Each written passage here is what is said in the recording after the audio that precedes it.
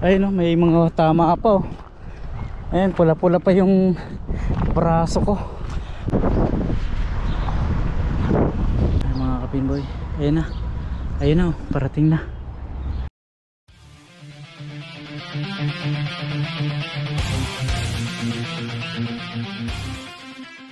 Tinatakbo-takbo ko na. Malapit na, mga 5 stops na lang mga kapinboy. Ano na lang siguro, mga 3 minutes na lang. Ayun.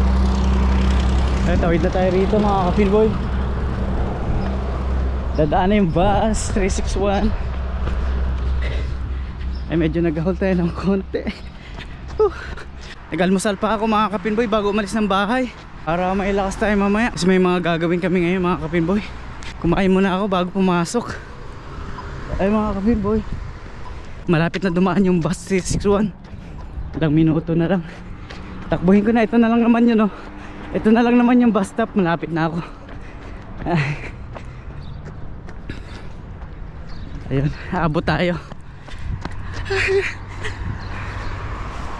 Kumain muna ako. Hindi talaga ako nag-aalmusal sa umaga, pero ngayon kumain ako kasi medyo mabigat-bigat yung gagawin namin ngayon.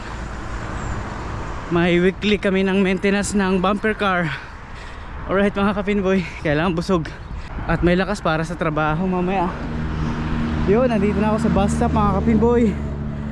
Hiningal ako. Ay mga kapinboy, habang inaantay natin yung bus, gusto kong batiin si Rafael. Shout out sa'yo Rafael, maraming salamat at pinasyalan mo ako sa trabaho ko sa time zone. Maraming salamat Rafael, tsaka kay si Randy, tsaka kay Ma'am Donna. Maraming salamat po sa inyo, sa family nyo, sa suporta ng YouTube channel ko. Maraming salamat po. Shout out Rafael, salamat. Ganoon din kay Ronald. Yan, kay Ronald Leron ng Dasmariñas, Cavite. Maraming salamat bro. Maraming salamat sa panonood mo Ronald. Salamat po.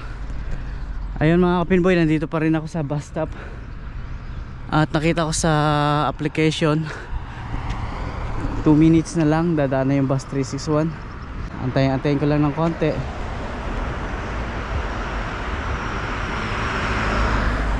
Ganun pa rin yung uwi ko, 5 o'clock ng hapon mga kapinboy, 8:30 hanggang 5. So ayun mga kapinboy, nandito pa rin ako sa bus stop. Wala pa yung bus.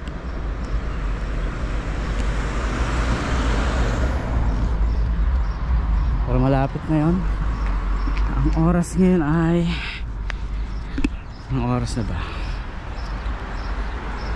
7:49 mga kapinboy. 7:49 yung daan ng 7:49. Siguro darating ako sa trabaho ng mga 8:15 mga kapinboy. Alright mga kapinboy, nandito na yung bus, parating na.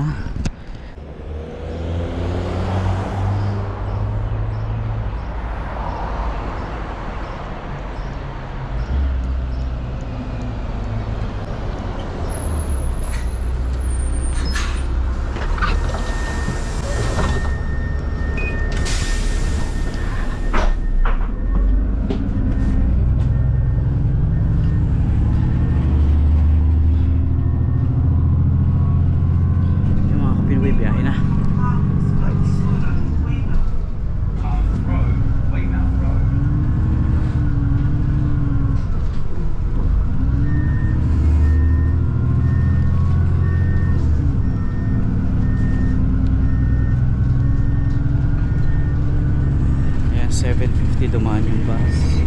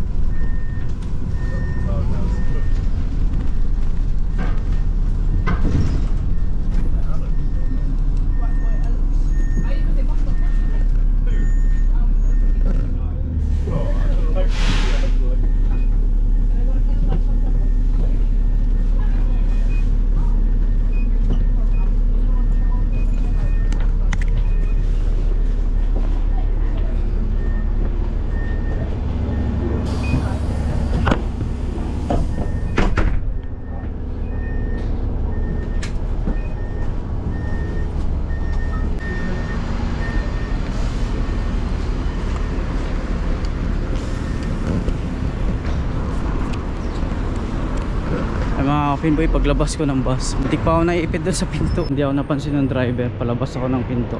Alright mga kapinboy, nandito na tayo sa MIT. Nandito na tayo sa Heman Park. Shortcut tayo dito.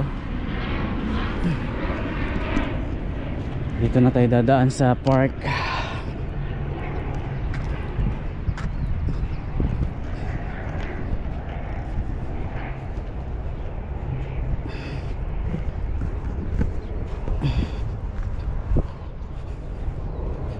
Ayan yung bus stop mga kapinboy nung nakaraang gabi.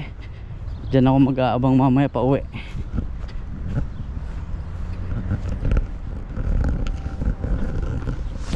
(8:50) ng oras mga kapinboy. Napakainit na. Masakit na sa balat yung init, pero napakalamig kaninang umaga pagising ko. Ayan, nag-jacket tayo, pero mainit din yung araw. Mga kapinboy, tawid lang tayo dito sa Heman Park at makapag-in tayo ng bago mag 8:30 ng umaga. Hanggang 5 tayo ngayon mga kapinboy. So yun, nag-almusal ako bago pumasok dahil magwi-weekly maintenance kami ng bumper car. Kung alam niyo yung bumper car, ayun, magwi-weekly maintenance kami noon. Binubuhat kasi yun mga kapinboy. Binubuhat yun, tapos nililinisan sa ilalim, i-check yung mga wiring sa ilalim, i-check yung connection sa ilalim. Kaya kailangan mong buhatin, kailangan may lakas talaga mga kapinboy. Almusal muna ako bago umalis ng bahay para kahit papano may lakas mga kapinboy. Dahil 2 oras din yun mga kapinboy na buhatan.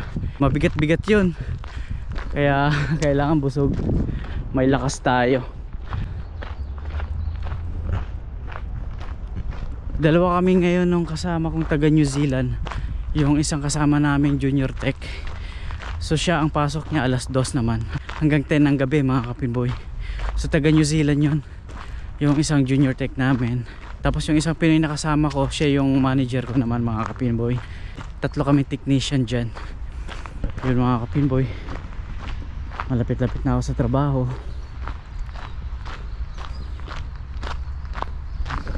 So yun nga mga kapinboy, 2 lang kami Pilipino dyan sa time zone dito sa Manukau. Tapos may mga nagro-roaming din ng mga technician, mga Pinoy din yung isa mga kapinboy. So roaming technician siya, Pinoy din yun mga kapinboy. Ayun mga kapinboy, konti lang ang Pilipino dyan. Hindi, meron pala kaming mga kasama dyan na isang Pinoy na manager. Dito na halos lumaki sa New Zealand, kaya hindi na siya marunong masyado sa Tagalog. Ayun, meron pala kaming kasama isang manager dyan, si Angelo. Ayun, tsaka isa pa, si Caitlin. Bihira lang siya pag may party lang, may birthday, doon lang sila duty kapag may birthday. Yun, ano rin yun, Pinay din yun. Pero halos dito na rin talaga kasi naglakihan yun. Mukhang mga baby pa, nandito na sila hindi na sila masyado marunong magtagalog.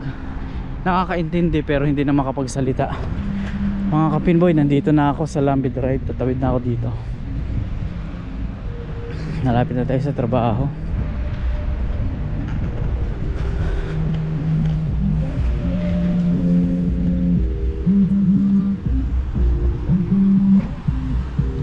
Check natin yung oras pala.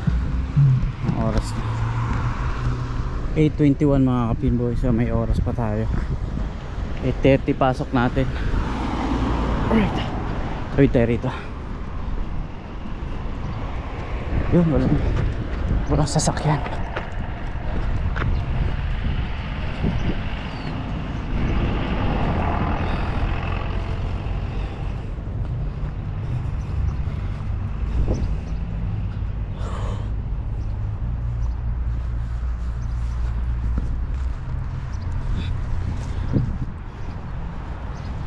May tungkod dito.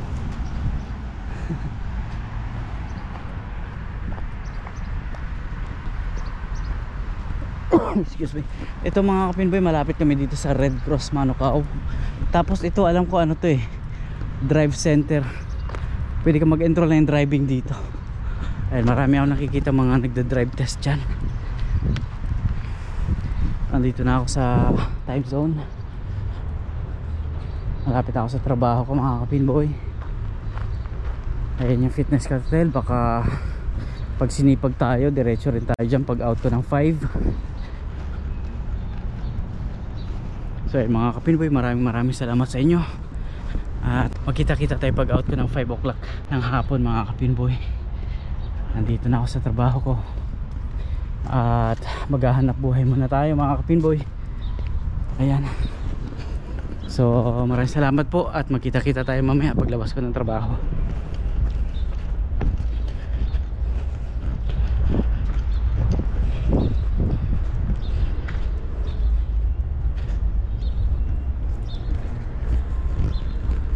Eight hours later.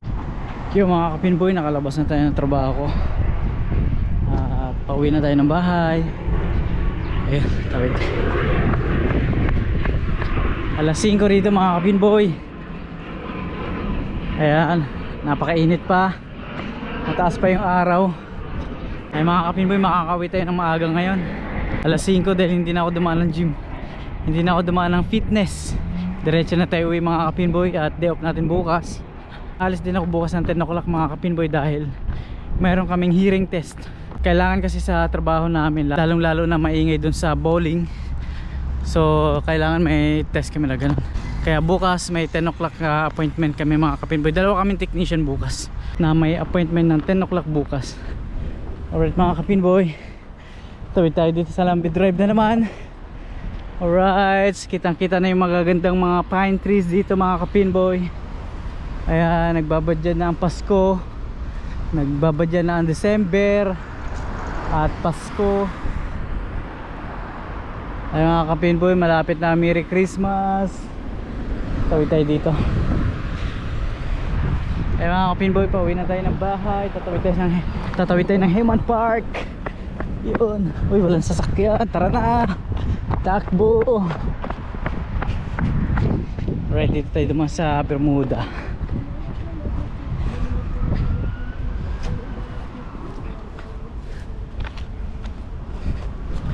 Magde-day off na naman tayo ng 2 araw mga kapinboy.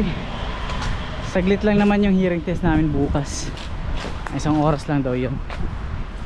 Kaya makakauwi din ako na maaga sa bahay at makakapahinga, makabawi ng pahinga mga kapinboy. Dito na tayo dumaan sa damo.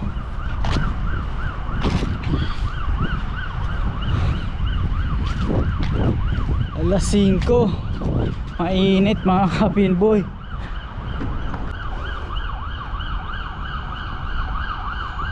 Bumbero.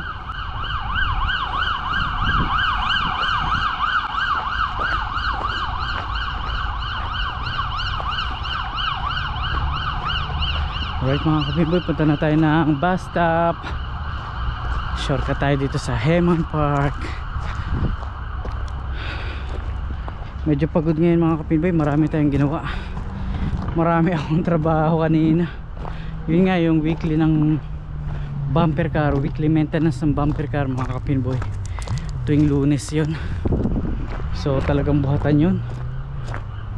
Talagang medyo grasa-grasa yun mga kapinboy. Langis-langis sa kamay, pati nga sa mga braso ko. Naghugas lang ako. Ayun, may mga tama pa. Ayun, pula-pula pa yung braso ko. Kasi binubuhat kasi talaga yun. Kasi kailangan naming malinisan sa ilalim nun. Tsaka syempre yung mga tornilyo nun baka nagluwagan. Yung mga wire connection nun baka nagtanggalan. Delikado. May voltahe rin kasi yung mga kapinboy. Yung bumper car, yung bilog, kung nakikita nyo yun mga kapinboy sa mga arcade games. So yun yung aking na maintenance kanina. Pagpasok ko kanina umaga. Ayun. Madumi to kanina yung braso ko. Puro ano to, langis, grasa. May bakat pa ng mga bakat pa ng mga gas-gas oh. Pula. Alright mga kapinboy, kasama sa trabaho yan. So ayun mga kapinboy, kanina rin marami akong ginawa sa bowling. Sa makina, nag-preventive maintenance ako doon mga kapinboy. Ng 2 lanes, nag-preventive maintenance ako. Kailangan kasi i-maintain namin yung mga kapinboy. At quarterly kaming nagme-maintenance, nagpe-preventive maintenance. So ayun mga kapinboy, nakadalawang lanes ako kanina, nakadalawang machine ako kanina. na puro linis, at naglagay ng mga grasa sa mga bearings, at naglagay ng mga oil sa mga kadena. May mga kadena kasi sa likod yun mga kapinboy, para iakyat yung bola pabalik dun sa mga players. Ay mga kapinboy, hindi lang yun, mga aeron na mga games namin yun. Ikatuwag naman ako bandang hapon, alas 2 dumating yung junior tech na taga New Zealand kasama ko.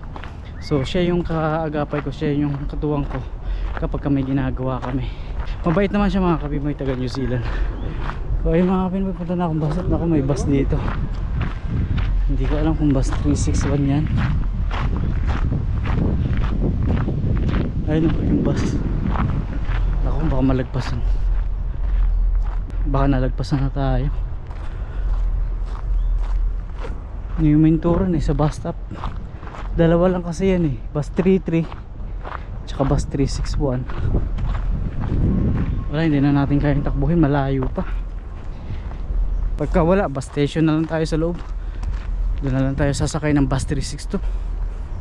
Maraming salamat po sa mga nanood doon sa video ko nung itong huli. Maraming salamat po sa mga nag-comment sa inyo. May nag-comment doon, normal lang sa New Zealand yung gumagamit ng damo. Tama naman siya, talagang normal lang yun.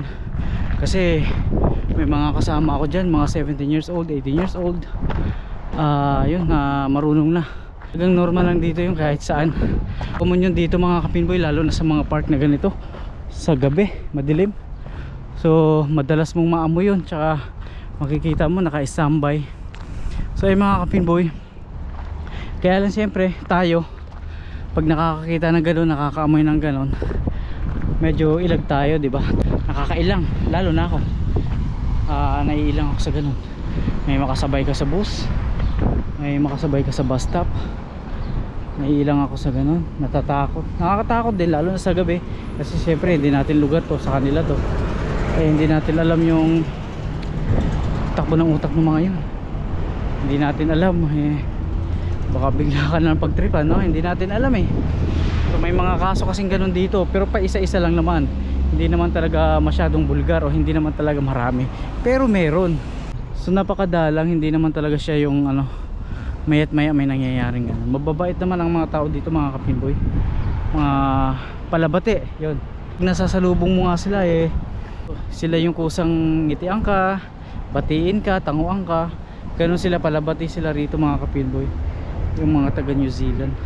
Mababait sila, nakakatuwa yung ganun.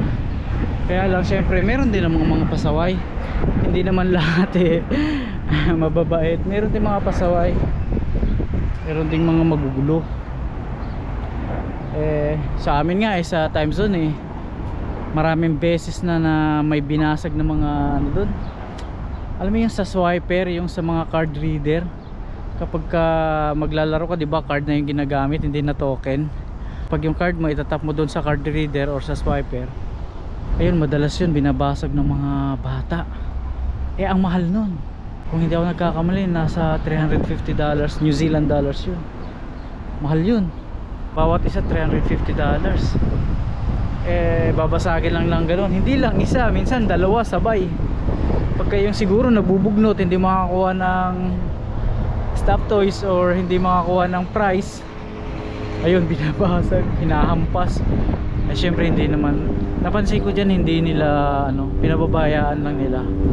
Napansin ko dito sa New Zealand, kapag may gumagawa ng ganun, hindi nila pinapakialaman, pinababayaan lang nila. So ayun, pag may pamalit, palitan. Pero yung sabihin mo na, or minsan siguro ibabandon sa venue, pero yung sabihin mong lalo na mga minor de edad, sila, distansya sila sa ganun. So wala pa akong nakitang bata na pinakulong or may ginawang hindi maganda, wala pa. Hinahayaan na lang at maaari. Kapinboy, nandito pa ako sa tapat, tatawid ako dun sa kabila maya maya.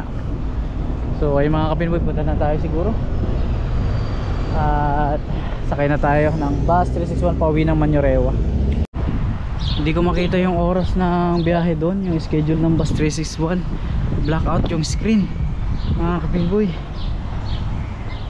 Dito ako sa loob ng Manukau bus station, sasakay. Yung bus 362 na lang, doon na lang tayo sasakay. Dito sa loob ng bus station na lang. Ayun.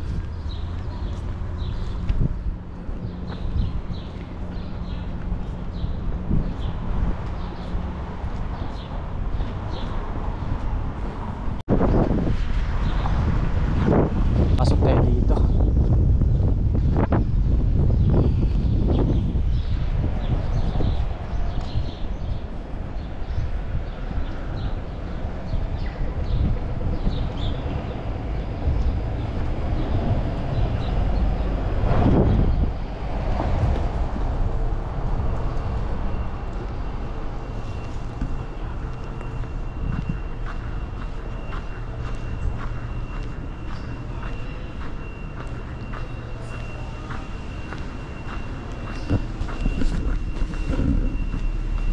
Yung mga kapiboy, nakaalis na yung bus. Yung bus 362 nakaalis na, kaya balik tayo dun sa bus 361. Tawid ulit ako rito.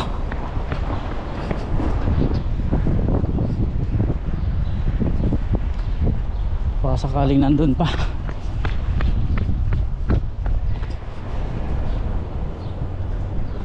Kakaalis lang yung bus 362, sayang. Dito kasi sa kabila yung TV walang walang display. Doon sana nakikita yung schedule kung ilang minuto na lang. Makikita mo doon yung schedule ng bus 361. Kaso sira yata yung TV dyan. So ayun, may bus dito. Hindi ko alam kung anong bus to. 33 bus 33 361 wala.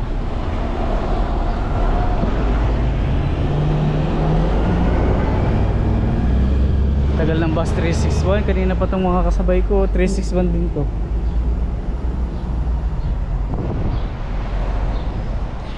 So yung mga kapinboy, upo lang tayo dito muna. Alright. Uy, ayos. Habang inaantay ang bus 361, dito muna tayo.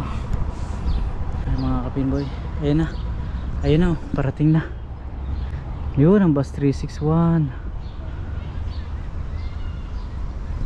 Sumakto tayo. Paglabas natin ng bus station, biglang may dumating na 361. Ayun, mga bus 361 din yung sasakyan na ito mga to eh. Yun, so mga kapinboy, sakto.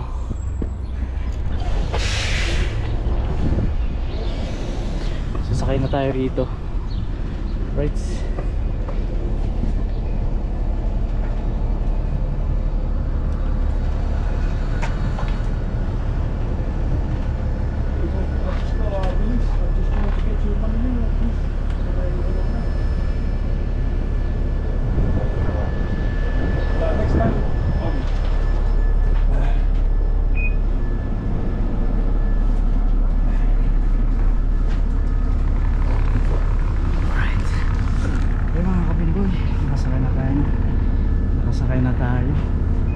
Biyahe na papuntang Mañorewa, bus 361. Init. Taas pa yung araw mga kapinboy. Ayan mga kapinboy, pauwi na tayo ng bahay. Tingin ko ito mag-i-edit kagad ako mga kapinboy. I-edit ko itong vlog ko ngayon.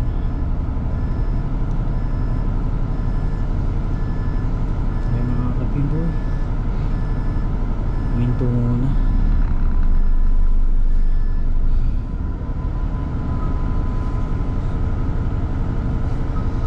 Bus card. Kapag gumagamit ka ng hoop card ang tawag dito. Ayun, hoop card. Ayan, kailangan mong mag tag on tsaka tag off.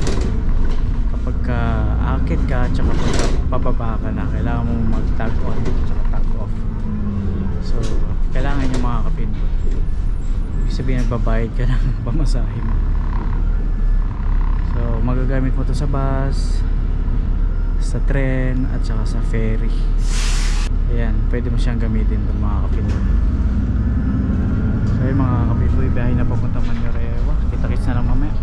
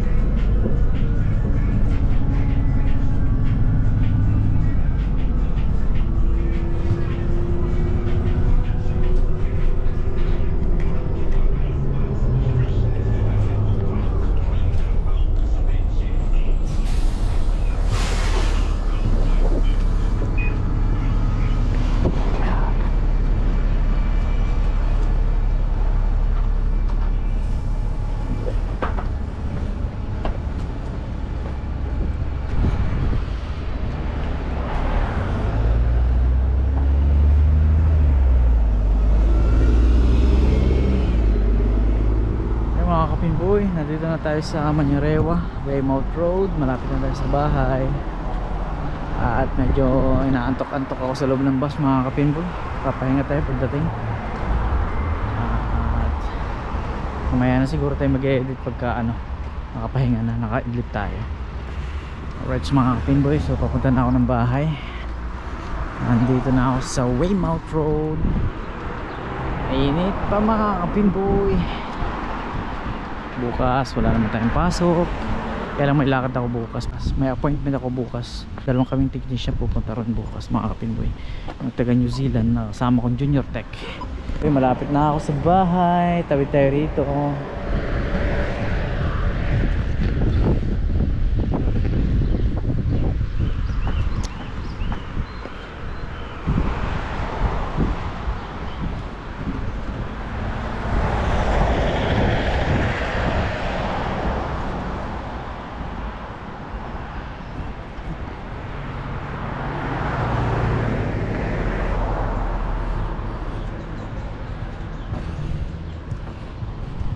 Ay mga kapinboy, muli maraming salamat sa suporta po ninyo, sa panonood po ninyo, sa pag-subscribe po ninyo sa akin, sa mga new subscriber ko. Maraming salamat po sa suporta at pag-subscribe ninyo sa akin mga kapinboy. Maraming salamat po.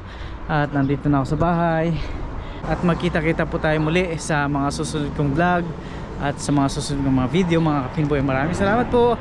Hanggang dito na lang. God bless po. Maraming salamat.